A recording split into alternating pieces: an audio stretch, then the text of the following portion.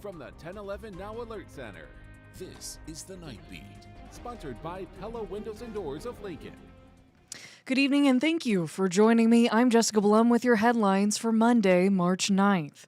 First, big news for Husker basketball fans. Head coach Fred Hoiberg signed a contract extension this morning, just a day after tying Nebraska's single-season wins record.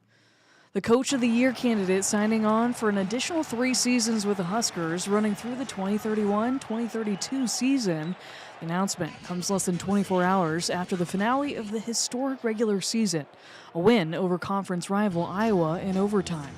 In a statement, Nebraska Athletic Director Troy Dannon says NU is proud that Hoiberg will continue to lead the program. Nebraska tied the school record for wins with 26 this season. The Big Red also broke the record for conference win in a season with 15. At one point, the Huskers were ranked 5th in the AP poll, a program best. Hoiberg's new deal also includes a pay bump starting next season. He will now make $5 million a year, up from $4.35 million this season. That $5 million salary increases by $100,000 each season throughout the remainder of the new deal. Hoiberg also now has $8 million buyout that decreases every season he still is in Lincoln. Today, Fred stating in a release, quote, "We have a long family history with the University of Nebraska, and the support we have received over the last 7 years is truly remarkable. Our goal is to continue building a program that our fans can embrace and have pride in, because it represents the values of Nebraska," end quote. The Huskers will play on Friday in the Big Ten tournament. We are following breaking news in Lancaster County Court this evening. 34-year-old Christopher Johnson has been found guilty of killing 2 men outside a gentleman's club in May of 2024. Johnson was convicted of first-degree murder in the deaths of Carlos Silva and Terrell Jones. With today's conviction, he is now eligible for the death penalty. Now, a panel of judges will decide his final punishment. Johnson's accused accomplice, 32-year-old Darius Fletcher, will begin his court proceedings later this month. A memorial for Sergeant First Class Noah Tegens is popping up in Ord, a small town in Nebraska about 4 hours northwest of Lincoln.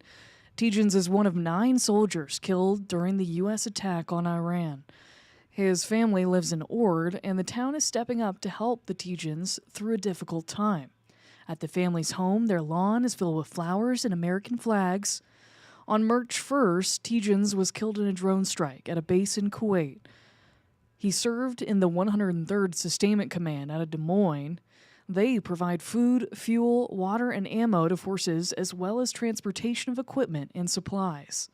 A reporter with our sister station, KSMB, spoke with people in Ord about the fallen soldier. He was just a wonderful young man that was very dedicated to what he put his heart into. And so when we found out that he was gone, we all just broke our hearts. Over the weekend, Tegens' body was returned to the U.S. in a dignified transfer ceremony at Dover Air Base in Delaware. Governor Jim Pillen and President Donald Trump were in attendance. CBS News reports that oil prices topped $100 a barrel over the weekend as the war in Iran shows no signs of letting up. Here's a look at gas prices right here in Lincoln, according to AAA. The current average is just over $3 a gallon, a significant jump from the price last week, which AAA reports was about $2.75 per gallon. Now to a developing story. Former University of Nebraska president Ted Carter has resigned from his current position at Ohio State over an inappropriate relationship. Carter disclosed that the relationship was someone seeking public resources for her personal business. Today, the Ohio State University Board of Trustees accepted Carter's resignation. Carter had served as OSU's president since January of 2024. Before that, he was Nebraska's president from 2020 to 2023. Ohio State says it will share additional information about the transition in the coming days. Well, back here at home, the city of Lincoln is taking aim at eliminating traffic deaths and serious injury crashes. It's part of Mayor Lyrian Gaylor Baird's Safe Streets Action Plan. The plan was submitted today to Lincoln City Council and has 4 primary areas of focus: streets, mobility, people, and outcomes. LTU Director Liz Elliott says the community played an essential role in the process of creating the plan. The city used a $400,000 grant from the U.S. Department of Transportation, along with $100,000 of city funds to form the plan. A public hearing for the initiative has been scheduled for March 16th.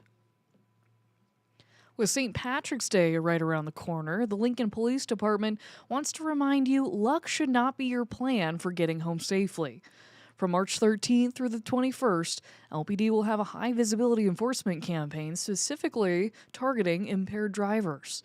LPD will have extra officers patrolling the streets to help stop drivers who are under the influence of drugs, or alcohol. Officers will also be on the lookout for drivers speeding or not wearing seatbelts. And if you usually watch 10/11 on Dish, this affects you. On Tuesday, March 10th at 6 p.m., our agreement with Dish Network will expire. If an agreement isn't reached, Dish will drop KOLN and you will lose access to our 10/11 newscasts and our network programming. So contact Dish now at 800-333-3474 and urge them to keep KOLN. A reminder, KOLN is free with an antenna. You can also see our newscast by downloading our free 1011 Now streaming app on Roku, Android, Fire, and Apple TV. And speaking of Dish, all channels on Dish and DirecTV are officially back on air. However, KGIN is still not broadcasting at the moment. We are continuing to troubleshoot to make sure this problem gets resolved as soon as possible. And finally tonight, rounding out your night beat is a check of the 7-day forecast. We've got temperatures kind of ping-ponging around seasonal temperatures in the 50s and 60s, but the wind will come up toward the middle of this week and a chance for some rain. That rain will be kind of mixed in with some more snow in northern Nebraska and an isolated chance at a stronger storm in the southeast corner of the state toward Falls City. But the winds really come up on Thursday out of the south, gusting anywhere from 30 to 40 miles per hour.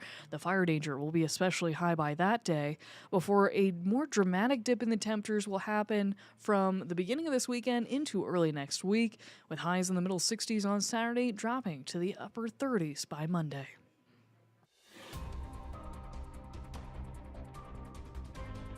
You've been listening to The Night Beat. Sponsored by Pella Windows and Doors of Lincoln. Watch, listen, and stream on the 1011 app on YouTube or wherever you get your podcasts.